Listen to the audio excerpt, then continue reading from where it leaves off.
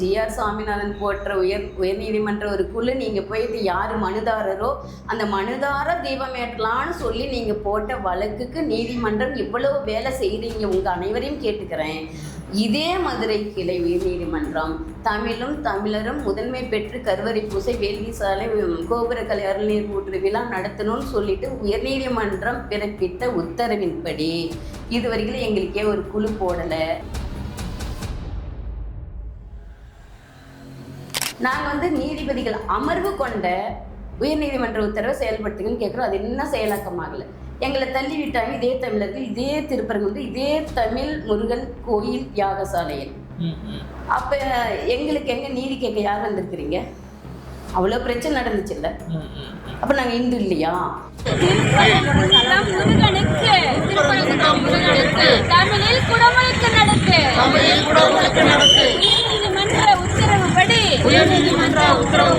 கருவறையிலும் கலசத்திலும்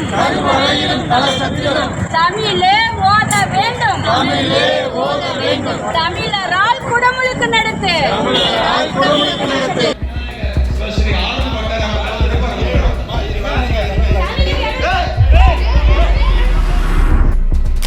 எந்த இடத்துல நீங்கள் கேட்டீங்களோ அந்த இடம் இது வரைக்கும் 100 ஆண்டா எந்த இடத்துல ஏற்றுனாங்க அந்த இடத்துல சிறப்பாக ஏற்றுனாங்க. இவங்க வேற ஒரு இடத்த கேட்டு தீபம் ஏற்றல மக்கள் மத்தியில் ஏன் நீங்கள் வன்மத்தை தூண்டுறீங்க?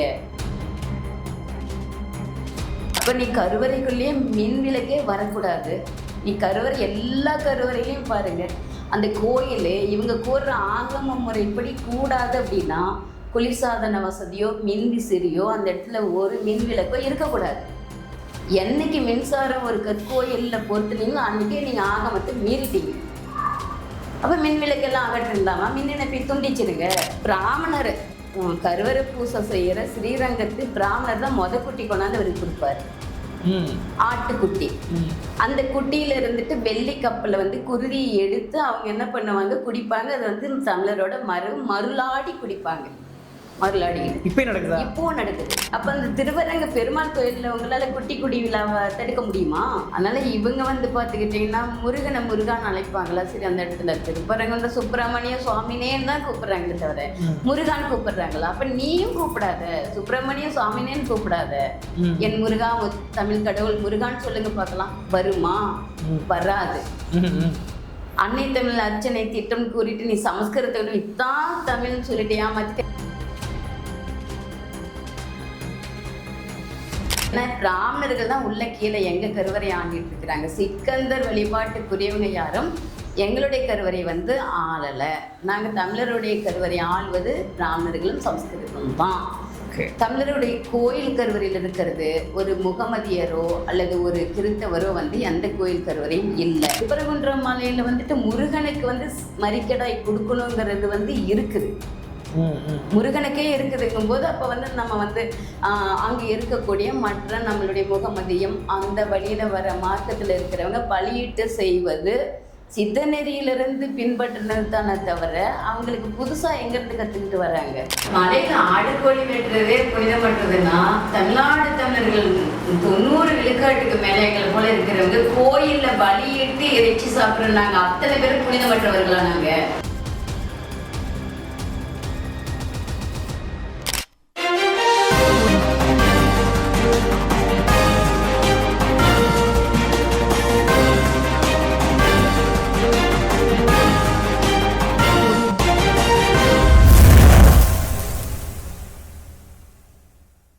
வணக்கம், இது அறத்தின் கழகம். இன்று நாம் சந்திக்கிற மிக முக்கியமான ஆன்மீக ஆளுமை திரு சத்தியமாமா அவர்கள். ஆதியோகி கருவூரார் தமிழின குருவிடம் தமிழ் வேத ஆகம பாடசாலையின் நிறுவனர் நம்ம அரங்கேற்றத்துக்கு வந்திருக்கிறார். அவரிடம் பேச வேண்டிய நிறைய இருக்கு. வாருங்கள் பார்ப்போம். வணக்கம். வணக்கம் ஐயா. அரசயோகி கருவூரார் தமிழின குருவிடம் தமிழ் வேத ஆகம பயிற்சி பாடசாலை சைவ வைணவ திருக்கோயில் குடமுழுக்கு நடத்தி வைக்கும் வேள்வியாளர் நான், மேச்சேரி. வணக்கம் ஐயா. வணக்கம். உங்களை ஏன் நினச்சிருக்கோம்னா திருப்பரங்குன்றம் வேற உங்களுக்கு தெரிஞ்ச விஷயம் தான். இந்தியா முழுக்க பேசும் பொருளாக மாறி இருக்குது. தமிழ்நாடை தாண்டி இந்தியா முழுக்க பார்லிமெண்ட் வரைக்கும் அது போயிருக்கு. அதில் ஏன் உங்களை கூப்பிட்டோம்னா நீங்கள் தொடர்ந்து தமிழில் அர்ச்சனை செய்ய வேண்டும், தமிழில் வந்து முழுக்க குடமுழுக்கு நடத்த வேண்டும், பல்வேறு போராட்டங்களில் பல்வேறு மிக முக்கியமான ஆகம கோவில்கள் பூரா நீங்கள் போய் போராடி கொண்டு போய் தெரிஞ்ச விஷயம் தான். இதில் திருப்புகண விவகாரத்தை இதை எப்படி முதல்ல பார்க்குறீங்க? கார்த்திகை தீபம் விஷயம் இன்னைக்கு பேசும் பொருளாக இருக்கு இல்லையா, அதில் உங்களோட ஒப்பீடு என்ன? தர்காவுக்கு அருகில் ஏற்றுவது சரியா, அல்லது இடையில் சரியாக நாயக்கர் கால கல்வெட்டில் இருக்கு இல்லையா அந்த இடத்துல ஏற்றுவது சரியா? நீங்கள் எப்படி பார்க்குறீங்க? கார்த்திகை தீபத்துக்கு வந்து உங்களோட ஒப்பீனியன் என்ன? திருப்பரங்குன்றத்தில் அவங்க குறிப்பிட்டு தீபம் வந்துட்டு ஏற்றும் தூண் அப்படின்னு சொல்லிட்டு விவாதிக்கிறவங்க யாரு? ஹிந்து அரசியல் ஆளுமைகள். அது முதல்ல தீபத்தூணில் தான் தீபம் ஏற்ற வேண்டுமா, கொப்பரையில் எடுத்துக்கிட்டு போய் தீபம் ஏற்ற வேண்டுமா என்ற புரிதல் வேணும் மக்களுக்கு. கொப்பரை தூண் அல்லது மின்விளக்கு தூண். சொல்ல போனா இன்றைய தெருவிளக்கு, மின்விளக்கு, மலை விளக்கு தூண் அது. அப்ப கொப்பரையில் தான் தீபம் ஏற்றார்கள். திருவண்ணாமலையில பாத்துக்கிட்டீங்கன்னா கொப்பரையில தான் எடுத்துட்டு போய் தீபம் ஏற்றுறாங்க. கொப்பரையில எடுத்துட்டு போய் ஏற்றத்துக்கு எதுக்கு ஒரு தூண் முதல்ல நிறுவுறாங்க அந்த இடத்துல. கொப்பரையை கொண்டு போய் வச்சுதான் தீபம் ஏற்றணும். அப்ப கொப்பரையை கொண்டு போய் வச்சு தீபம் ஏற்றுவதற்கு எதற்கு ஒரு தூண், அதற்கு மேல் நீங்க ஏன் விளக்கேற்ற வேண்டும் என்று கோரி நீங்க வந்துட்டு தீபத்தூண் என்று மக்களை வந்து திசை திருப்பி கலவர பூமி ஆக்குவதற்கு ஒரு நிலையை ஏன் உயர்நீதிமன்ற வரையில சென்று வழக்காடி பெற்ற நீதி, இந்த நீதிக்கு நீதி வழங்கிய நீதி அரசரை நான் கேட்டுக்கொள்கிறேன்.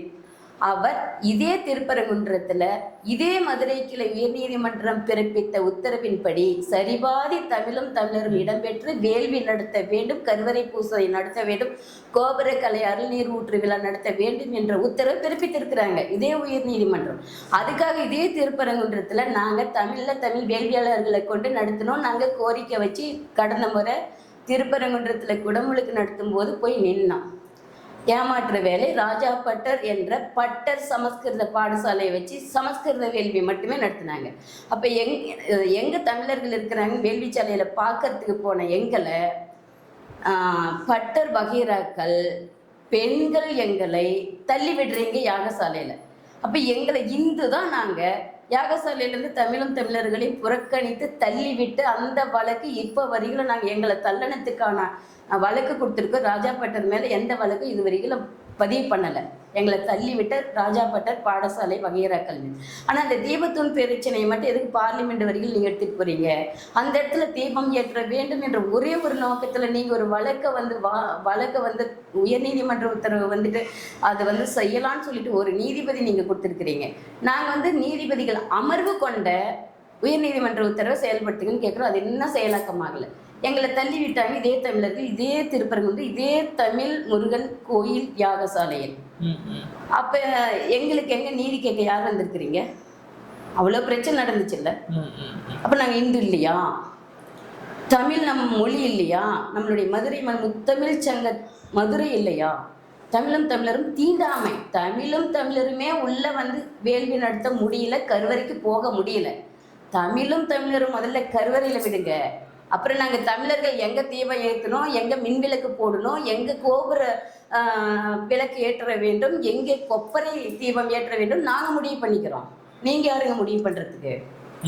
இல்லை, இப்போ நீதிபதி ஜிஆர் சுவாமிநாதன் அவர்கள் ஒரு சிஎஸ்ஐஎஃப் உடைய மத்திய தொழில்துறை அந்த படையை அனுப்பி தீபம் ஏற்றுவதற்கு சம்மந்தப்பட்ட புகார்தாரரை இப்போ ஏற்றலாம்னு சொல்லி உத்தரவு போடுறாங்க இல்லையா?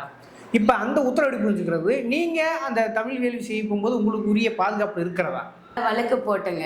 எங்களுக்கு வந்துட்டு எந்த உயர்நீதிமன்ற குழுவும் ஆதரவு தரலை. இப்போ ஜிஆர் சுவாமிநாதன் போன்ற உயர்நீதிமன்ற ஒரு குழு நீங்கள் போயிட்டு யார் மனுதாரரோ அந்த மனுதாரர் தீபம் ஏற்றலான்னு சொல்லி நீங்கள் போட்ட வழக்குக்கு நீதிமன்றம் இவ்வளவு வேலை செய்கிறீங்க. உங்கள் அனைவரையும் கேட்டுக்கிறேன். இதே மதுரை கிளை உயர்நீதிமன்றம் தமிழரும் முதன்மை பெற்று கருவறை பூசை வேள்வி சாலை கோபுர கலை அருள்நீர் ஊற்று விழா நடத்தணும்னு சொல்லிட்டு உயர்நீதிமன்றம் பிறப்பித்த உத்தரவின்படி இதுவரைக்கும் எங்களுக்கே ஒரு குழு போடலை. ஏன் அதில் நீங்கள் இவ்வளவு ஒரு தமிழ் உணர்வோடு வந்து செயல்படுத்தலை? நீதிமன்றம் தானாக முன் வந்து செயல்படுத்தணும். மருதமலையிலையும் செயல்படுத்தலை. நாங்கள் ஆணையர் மேலே எடுத்து எங்களுடைய தமிழின குருவிடம் பல குருவிடத்தின் சார்பில் உள்ள அமைப்பினர்கள் தொடர்ந்து மேல்முறையீடு பண்ணிகிட்டே தான் இருக்கிறோம். எந்த ஒரு தீர்வும் இல்லை.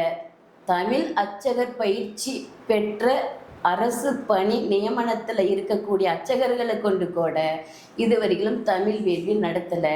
தமிழ் மாநில உரிமை பெற்ற தமிழ் மொழி, மாநில உரிமை, மொழிவழி மாநில உரிமை பெற்ற நம்ம தமிழ்நாடு இப்போ இருக்கிற சட்டத்தின்படி கூட வழிபாட்டில் தமிழ் இருக்கலாம். இந்து சமய அறநிலைத்துறை கட்டுப்பாட்டில் அனைத்து கோயிலும்.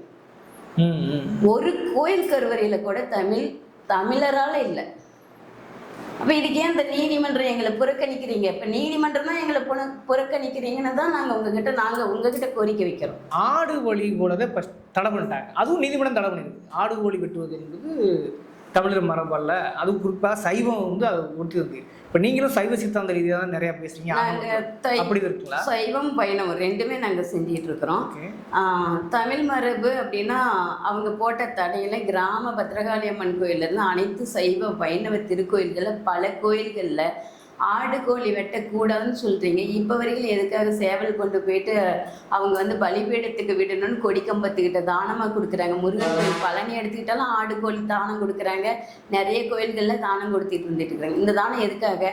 பலியிட்டு படைச்சி சமைச்சு வர மக்களுக்கு விருந்தோம்பல் பண்ணுற மரபு தான் நம்மளுடைய தமிழ் மரபு. அந்த மரபுகள் எல்லாம் தடுத்தது இவங்களுடைய ஆதிக்கத்திற்காகத்தானே தவிர மற்றபடி எந்த ஒரு இதனால ஒரு செயல்பாடு தடுக்கணுன்றதெல்லாம் இல்லவே இல்லை. இப்போ தர்காவில் பலியிடுவது தான் தடுக்கிறாங்க, அதில் எதுவும் பிரச்சனை இருக்கா அவங்களுக்கு? தர்காவில் வந்துட்டு அவங்க வந்து ஏற்கனவே அந்த இடத்துல மலையில் வந்துட்டு முருகனுக்காக கொடுத்துக்கிட்டு இருந்த ஒரு இடத்துல தான் இவங்களும் கொடுத்துட்டு இருக்கிறாங்களே தவிர இவங்க தனியாக ஒன்றும் தர்காவில் வந்து தனியாக கொடுக்கல. நீ இந்து மத அரசியலில் இணைஞ்சு இந்து மதவாதியாக ஆகணும்னு சொல்லி தமிழர்களை இதே போல் புறக்கணிக்கும் போது அவங்க தன்னுடைய உரிமையை காப்பாற்றுறதுக்கு ஒரு மதவாதியாக அவங்க வந்து அவங்க ஒரு மார்க்கத்தை தழுவி அந்த செயலை அங்கேயே செஞ்சிட்டு இருக்கிறாங்க. அப்போ அந்த இடத்துல அந்த செயல் ஏற்கனவே செஞ்சிட்டு இருக்கிறாங்க போது அதை செய்யணும், செயல்படுத்தணும், அதை தடை போடக்கூடாது. அவரவர் மத உரிமை அவரவருக்கு உண்டு. இன்னும் சொல்ல போனால் வெளிப்படையாக சொல்ல போனால் நிறைய கோயில்களை நாங்கள் பலியிட்டு பூசை பண்ணிட்டு இருக்கிறோம். இதே திருவரங்க மொட்டை கோபுரம் முனீஸ்வரர் கோயிலுக்கு ஆடு கோழி நீங்கள் ஆடி 18 இருக்கட்டும், திருவரங்கம் ஸ்ரீரங்க கோயிலை சுற்றி வளாகத்தில் சரி குட்டி குடி விழான்னு சொல்லி ஒன்று நிகழ்த்துறாங்க. சரி, ஆண்டுதோறும் நிகழும். ஒரு மருளாடி வந்து அந்த இடத்துல மருளாடிக்கிட்டு வருவாங்க, அந்த தமிழர்கள் பரம்பரையை சார்ந்தவங்க. அப்போ அந்த இடத்துல வந்து பிராமணர் கருவறை பூசை செய்கிற ஸ்ரீரங்கத்து பிராமணர் தான் குட்டி கொண்டாந்து அவருக்கு கொடுப்பாரு, ஆட்டுக்குட்டி. அந்த குட்டியில இருந்துட்டு வெள்ளி கப்பில் வந்து குருதியை எடுத்து அவங்க என்ன பண்ணுவாங்க, குடிப்பாங்க. அது வந்து தமிழரோட மருளாடி குடிப்பாங்க. மருளாடிக்கிட்டு இப்போ நடக்குது. நீங்க வந்துட்டு அந்த காணொளி வாயிலா வலைதளத்துல தேடி பாருங்க. ஆண்டுதோறும் நடந்த குட்டி குடி விழாவில் திருவரங்கத்தை சுத்தி இருக்கக்கூடிய அனைத்து இடங்கள்லயும் ஆண்டுதோறும் அந்த நிகழ்வு பெரும்பாலும் கொடுப்பாங்க. அதை குடிச்சது காணொலியாவே இன்னும் இருக்கு. அப்ப அந்த திருவரங்க பெருமாள் கோயில்ல உங்களால குட்டி குடி விழாவை தடுக்க முடியுமா? எங்களுடைய தமிழ் மரபு தானே. இது போல வேற இடங்கள் இங்க இருக்கா?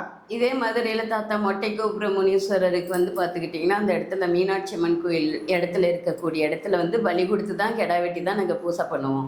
அதே போல் கல்லழகர் கோயில் 18ஆம் படி கருப்பருக்கு வந்து நாங்கள் இப்போ வரைக்கும் அங்கே பலி கொடுத்து சமைச்சு விருந்தோம்பல் பண்ணுறது மரபு.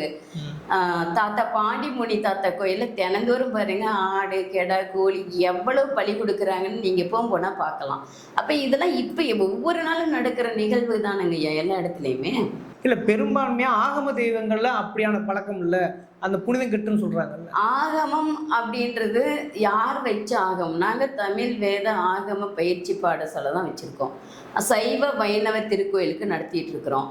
நீ ஆந்திரா அகோபிலம் என்ற நரசிம்மர் கோயிலுக்கு போனாலும் நாங்கள் அங்கே பலி கொடுத்து மலையிலேயே நாங்கள் வந்து பூசை பண்ணிட்டு தான் வரோம். பலி கொடுத்து பூசை பண்ணுறது, குருதி பலி கொடுத்து பூசை பண்ணுறது, ஆடு கோழி வெட்டி பூசை பண்ணுறது சித்த நெறியில் நாங்கள் பண்ணிட்டு வரோம். சித்த நெறியில் இருந்த எங்களை போல தமிழன குரு பீடங்கள் எல்லாத்தையும் வெளியேற்றி விட்டு சூழ்ச்சியால் இவங்க வந்து ஆதிக்கம் பண்ணி பிராமணர்கள் தற்போது வரைக்கும் இந்த இடத்துல வந்துட்டு பலி கொடுக்காம கருவறையும் முடக்கி போட்டிட்டு இருக்கிறாங்க. குருதிக்கு பதிலாக தான் குங்கும கரிசலை கொடுத்துட்டு இருக்காங்க. ஓகே, நீங்கள் சொல்ல புரியுது. இப்படி நீ சொல்லக்கூடிய பாண்டி விழா இருக்கட்டும், 18ஆம் படி கருப்பாக்கட்டும், இதெல்லாம் தரைத்தளத்தில் உள்ள மலைக்கீழே உள்ள போகுது.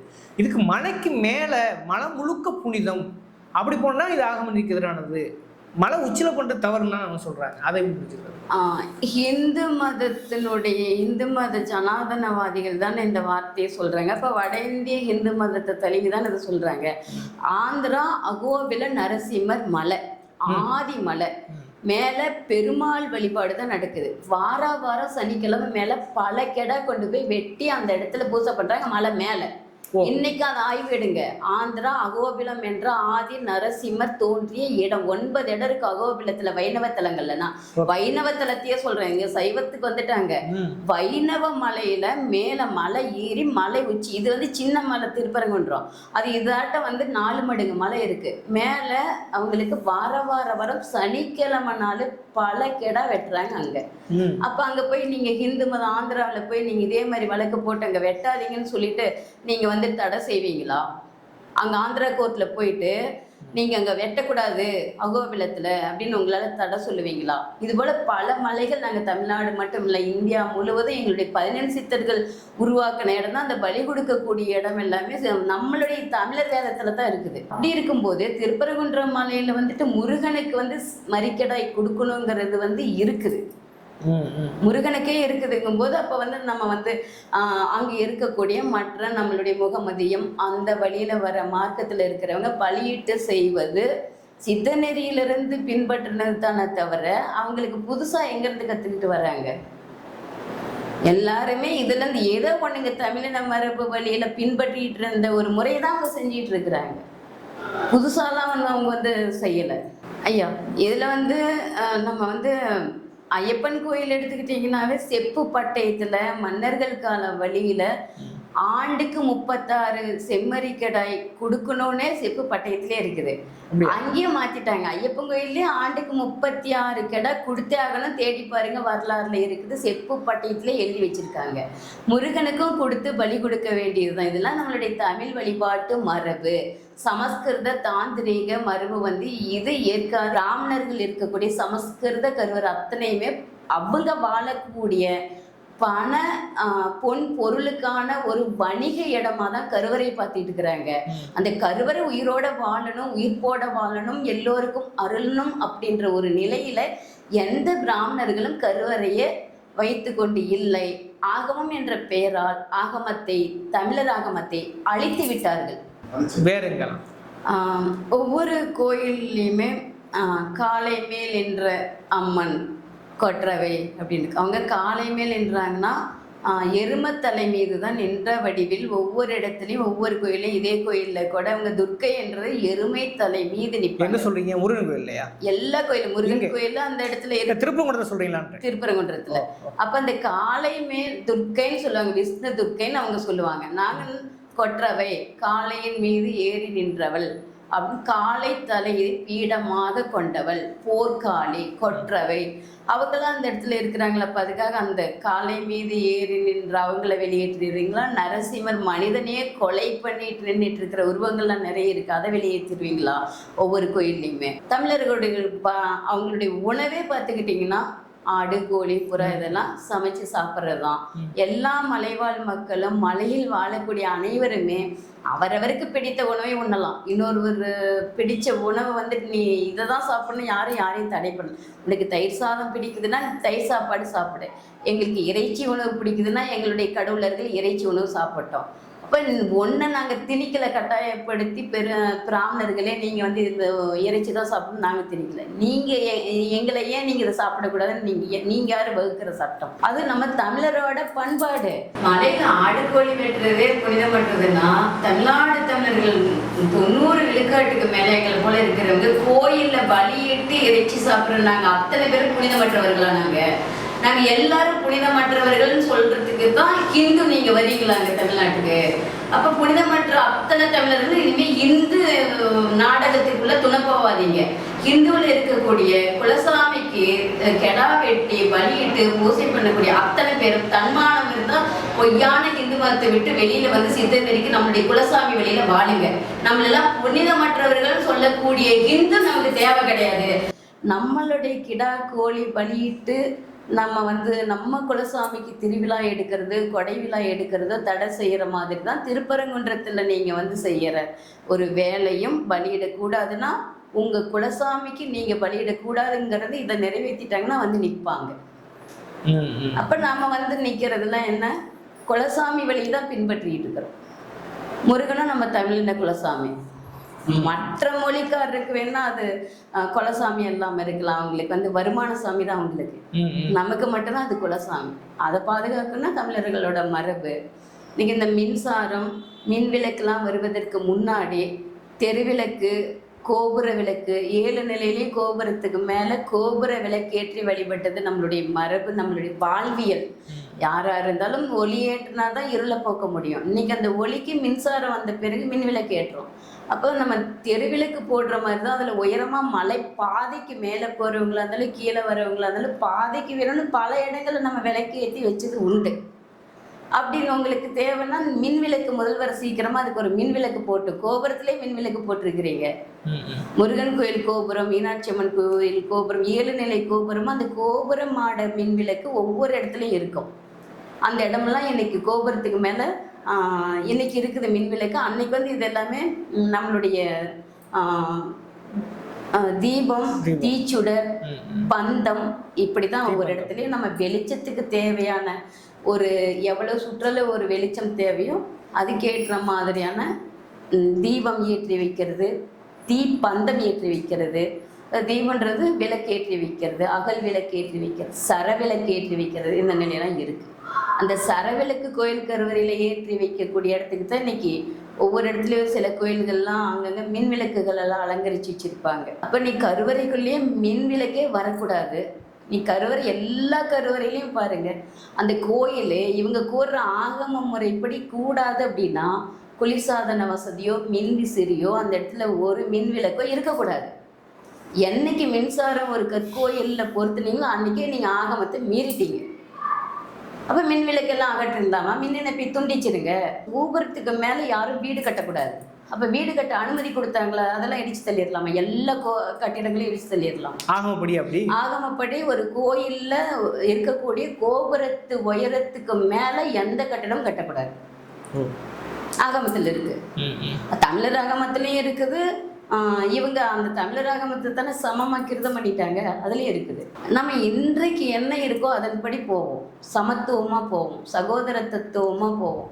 அதை விட்டுட்டு மனிதத்தை கெடுக்கும் மானுடத்தை கெடுக்கும் வகையில் அரசியல் நடத்தணுங்கிற நோக்கத்துக்காக ஹிந்து மதவாத அமைப்பு நம்மளுடைய தமிழர் பண்பாட்டையும் நம்மளுடைய தமிழர் பண்பாட்டையவே அவங்க கலவரமாக ஒரு சித்தரித்து அதற்காக ஒரு செயல்பாடை செஞ்சு கலவரத்தை தூண்டக்கூடாது.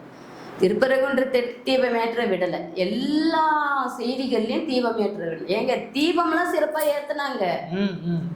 எந்த இடத்துல நீங்கள் கேட்டீங்களோ அந்த இடம் இது வரிகள் 100 ஆண்டா எந்த இடத்துல ஏற்றுனாங்க அந்த இடத்துல சிறப்பாக ஏற்றுனாங்க. இவங்க வேற ஒரு இடத்த கேட்டு தீபமேற்றல் மக்கள் மத்தியில் ஏன் நீங்கள் வந்து வன்மத்தை தூண்டுறீங்க, சிதைக்க வைக்கிறீங்க மக்களை?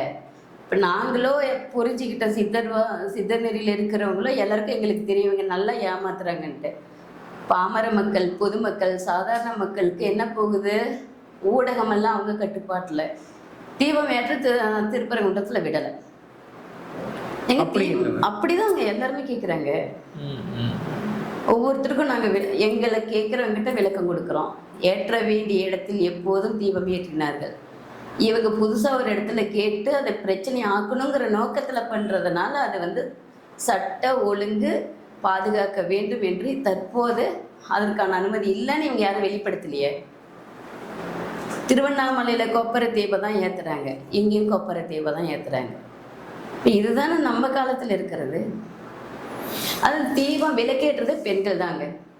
எந்த பெண்ணாவது விளக்கு போட்டிருக்காங்களா? அங்க ஆண்கள் தான் ஏற்றுறாங்க, பெண்கள் போடலங்கிறீங்க. அதாவது பொதுவாகவே தீபம் கார்த்திகை தீபமும் யார் ஏற்றுறாங்க? எல்லா வீட்லையும் யார் ஏற்றுறாங்க? பெண்கள் தானே ஏற்றுறாங்க. எந்த பெண்களாவது வழக்கு போட்டு இந்த இடத்துல தான் நான் போய் தீபம் ஏற்றுன்னு சொல்லி கேட்டிருக்கிறீங்களா? உங்கள் ஹிந்து மதத்தில் நீங்கள் ஆண்கள் போய் விளக்கேற்றுறது உங்களுக்கு என்னங்க? ஒரு திருமணம் பண்ணாவே வீட்டுக்கு வந்து ஒளியேற்றி வைக்கிறது தான். இன்றைக்கி மின் விளக்கு இருக்குது, அன்றைக்கி வந்து நம்மளுடைய விளக்கு ஒளியேற்றி வைக்கிறதுக்காக அது ஒரு மரபாக நம்ம ஒளியேற்று இந்த குடும்பத்துக்குரிய ஒளி ஏற்றுமா அப்படின்னு தீபத்தை போடுவது பெண்கள் தான் அது விளக்கேற்றுவாங்க. எந்த ஆண்களாக அது விளக்கேற்றிருக்கிறீங்களா? இல்லை. அது தேவை, வெளிச்சம் தேவைன்னு ஏற்றலாம், தப்பு இல்லை. ஆனால் ஒரு இறையோடு நம்ம கூடிய ஒரு நிகழ்வை செய்யும்போது பெண்களை தான் கூப்பிட்டு விளக்கேற்ற வைப்பாங்க. விளக்கேற்றுறது வந்து பெண்களுக்கு சார்ந்த ஒரு செயல்பாடு. அதுலேயும் உங்களுக்கு அனுமதி இல்லைங்கிறீங்க, அதுலேயும் பாரபட்சம் பார்க்கறான்னு சொல்கிறீங்க. அதில் பாரபட்சம் பார்க்காமல தீபம் நீங்கள் ஆண்கள் நீங்கள் கொப்பரை தீபம் போய் ஏற்றுங்க தூக்கிட்டு போய் உங்களுக்கு இங்கே என்ன வேலை? இந்த தீபம் ஏற்றுறதுக்கு உங்களுக்கு என்ன அவ்வளோ ஒரு அக்கறை? சரி, அந்த தமிழ் அர்ச்சகர் பயிற்சி முடிச்ச எந்த பெண்ணையாவது கூட்டிகிட்டு போய் நீங்கள் விளக்கேற்றத்துக்கு அவ்வளோ அக்கறைப்படுறீங்களா? அந்த தமிழ் அர்ச்சகர் பயிற்சி முடித்த பெண்களுக்கு அந்த கருவறையிலையாவது நீங்கள் பூசை செய்ய விட்டுருக்கிறீங்களா? யார் தடுக்கிறது? உள்ளக்கிற பார்த்து நீங்கள் சூத்திரவா பெண் வரவே கூடாது, பெண் வழிபாட்டில் இருக்கவே கூடாது அப்படின்னு சொல்லிட்டு நீங்கள் பெண்களை ஒதுக்கி ஒதுக்கி ஒதுக்கி வைக்கிறீங்கல்ல. இப்போ பெண்களுக்கே ஒரு உரிமை தீபம் ஏற்றுறது, அதையே நீங்கள் கலவரமாக எடுத்துக்கிட்டு இவ்வளவு அக்கறைப்பட காரணம் என்ன? மீனாட்சி அம்மன் இந்த உலகத்தாண்ட அரசி, ஒவ்வொரு கோயிலையும் அறம் வளர்த்த நாயகின்னு சொல்லிட்டு ஒரு கருவறை இருந்தது. அவங்க தான் இன்னைக்கு சொல்ல போனால் கல்லூரி பேராசிரியை அப்படின்ற ஒரு நிலையில் வேதத்தை வளர்த்த அம்மன்கள் தான் அறம் வளர்த்த நாயகி. தனித்தனி கருவறைகள். அப்போ பெண்கள் தான் அன்றைக்கி வேதத்தை கற்றுக் கொடுத்தாங்க. அறம் வளர்த்த நாயகின்னு அவங்களுக்கு தான் இன்றைக்கி கோயிலும் இருக்குது, சிலையும் இருக்குது. கடவுளாக, அதாவது நாடாண்ட கடவுளர்கள் கருவறையில் இருந்தாங்க, ஆண் பெண் அத்தனை. சிக்கனமலையை மாற்றுவதற்கு சூழ்ச்சி நடக்கிறதுன்னு சொல்லிட்டு தான் வழக்கே போயிடுச்சு. கோர்ட்டுமே என்ன சொன்னால் இனிமேல் சிக்கனமலை கூப்பிடணும் கோர்ட்டுன்னு ஆர்டர் போட்டிருக்காங்க. அதை ஒரு ஆன்மீக நீங்கள் எப்படி பார்க்குறீங்க? சிக்கந்தர் அப்படின்ட்டு அவர் ஒரு நம்ம இதை சொல்கிறதுக்கு முன்னாடி நான் வந்துட்டு துலுக்கநாச்சியார் அவங்கள நான் சொல்லி தான் ஆகணும். சரி. ஏன்னா துலுக்கநாச்சியார் பெருமாளோட அவங்களுடைய தீவிர பக்தர் அப்படின்றதுனால, பெருமாளை கும்பிட்டீங்கிறதுனால எங்களுடைய துலுக்கநாச்சியாரை நாங்கள் போற்றுகிறோம்னு சொல்லக்கூடிய இந்துக்கள் இதே மதுரையில் நீங்கள் ஏன் அவங்க சிக்கந்தர் அப்படின்னு வழிபடக்கூடிய அவங்கள துலுக்கநாச்சியார் அப்படின்ற ஒரு அவங்களுடைய எந்த ஒரு மார்க்கத்தை தழுவி போனாங்களோ அதே மார்க்கம் தான் அங்கே இருக்குது. அப்போ கந்தனை சிக்கனை பிடித்து விட்டார்கள் அவங்க. கந்தன் அப்படின்ற முருகன், கார்த்திகேயா, கந்தா, கடம்பா, கதிர்வேலா அப்படின்னு நம்ம கூப்பிட்றது எல்லாமே ஒருத்தருக்கு வந்து செல்ல பெயராக வைத்து பல வகையில் கூப்பிட்றது உண்டு. நம்ம அருணகிரிநாதராக இருக்கட்டும், மற்ற ஆன்மீக புலவர்கள் பல பெயர்கள் அழைப்பது உண்டு. நம்மளுடைய முருகனை பல பெயரில் அழைப்பது உண்டு. இதில் தான் சொல்கிறேன், வைணவத்தை தெளிவில் பெருமாளை தெளிவுன துலுக்கநாச்சியார் அவங்கள போலவே இங்கே கந்தரை தழுவி உள்வாங்கிட்டு தான் அவங்க வந்து அந்த இடத்துல வந்து நீ யார் கும்பிட்றதுக்கு, நீ தனியாக வைக்கக்கூடாது தர்கா அப்படின்னா அவர் வந்து அந்த இடத்துல வந்து தர்கா வச்சு அவர் வழிபாட்டில் இருக்கிறாருன்னா கந்தர், அவருடைய வழிபாடு கந்தர். இன்னும் சொல்ல போனால் பிறைச்சந்திரன் வழிபாடு இருக்குது. பிறைச்சந்திரனும் நட்சத்திரமும் தான் நம்ம இஸ்லாமியரோட ஒரு வழிபாட்டினுடைய செயல்பாட்டை வெளிப்படுத்துகிறாங்க. 3ஆம் பிறை சந்திரனும் விண்மீனும். அப்போ அந்த இடத்துல அந்த 3ஆம் பிறை சந்திர வழிபாடு, விண்மீன் வழிபாடு தான் அந்த இடத்துல நடக்குது. அப்போ கார்த்திகை என்ற ஒரு நட்சத்திரத்தினால தான் வந்துட்டு கார்த்திகை மாதத்தில் வந்து தீபம் ஏற்றுறது வழக்கம். அப்போ கார்த்திகேயனுக்கு கார்த்திகை நட்சத்திரம் என்ற ஒரு விண்மீன் வழிபாடு தான் அந்த இடத்துல செய்கிறாங்க. முருகன் வழிபாடு கார்த்திகை மாதத்தில். இப்போ சிவ வழிபாடும் அது வித சொல்லுது. சூரியன், சந்திரன், விண்மீன்களை கொண்டு தான் இயங்குது. இவங்க வந்து எந்த மதத்தை தழுவினாலும் சூரிய, சந்திரன், விண்மீன் வழிபாட்டு இறைமையணுக்களை ஈர்க்கறதுக்கு தான் ஒரு வழிபாட்டு தலத்தை உருவாக்கிறாங்க, தவிர மற்றபடி ஒன்றுமே கிடையாது. எனவே கந்தர்மலைன்னு அவங்க அழைக்கிறதுனால, தமிழனை குறிப்பிட்டதுனால அதுக்கு ஒரு எதிர்ப்பு எதுவுமே கிடையாது. பிராமணர்களுக்கு வேணால் எதிர்ப்பாக இருக்கலாம், அவங்கள எதிர்ப்பாக நினைக்கலாம். ஏன்னா பிராமணர்கள் தான் உள்ள கீழே எங்கள் கருவறை ஆண்டிட்டு இருக்கிறாங்க. சிக்கந்தர் வழிபாட்டுக்குரியவங்க யாரும் எங்களுடைய கருவறை வந்து ஆளலை. நாங்கள் தமிழருடைய கருவறை ஆள்வது பிராமணர்களும் சம்ஸ்கிருதமும் தான்.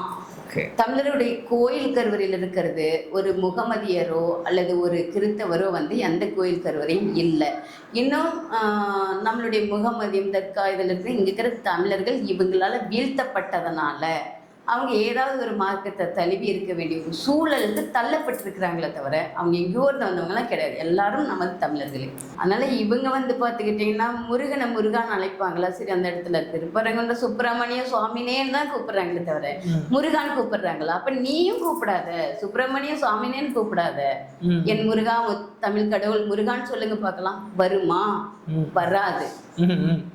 அன்னை தமிழ் அர்ச்சனை திட்டம் கூறிட்டு நீ சமஸ்கிருதத்தை இத்தான் தமிழ்னு சொல்லிட்டு ஏமாத்திட்டு எங்கள் தமிழர்கள் இருக்கிற இதே ராஜாப்பட்டர் அதுக்கு வரணும். கூடிய விரைவில் சமஸ்கிருத பாடசாலையாகிட்டு தமிழ் வேதத்தை உள்ள வளர்க்கறதுக்கு தமிழக அரசை கேட்டுக்கிட்டு இருக்கிறோம்.